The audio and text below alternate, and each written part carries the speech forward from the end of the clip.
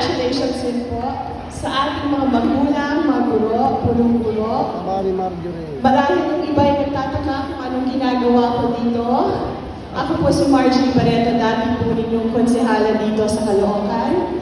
Ako po ay naantasan na mag-represent sa ating mayor na si Mayor Alo Malapitan. So ako po ang mag-read ng speech para sa ating mga estudyante today. Pero bago yon, ako mismo mabati sa inyo ng congratulations.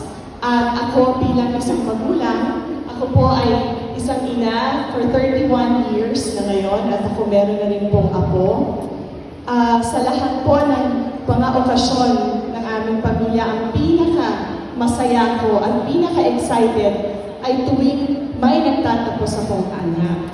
Kaya ramdam na ramdam ko ang pagka-proud ng mga magulang at ng mga guro ngayon. So muli, ako ay very happy na nakasama ko kayo dito sa Sampaguita Elementary School. Ngayon, okay pa ba kayo mga bata?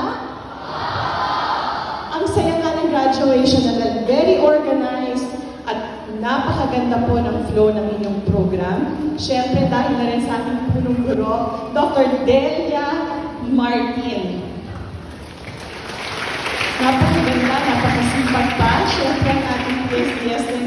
Isang maganda at napaka-hardworking si Dr. Arlene Malaybalay.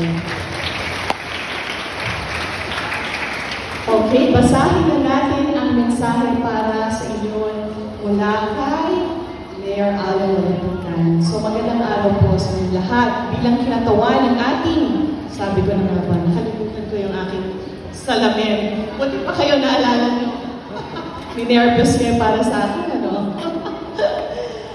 Bilang kinatawan ng ating punong-lungsod, Mayor Dale Gonzalo Alo Malapitan, hayaan niyo po akong basahin ang kanyang mensahe para sa inyo.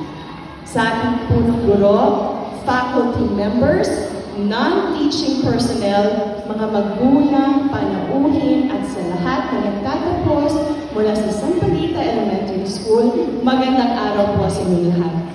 Binabati ko ang mga bida sa seremonyang ito. Sino ang mga bida?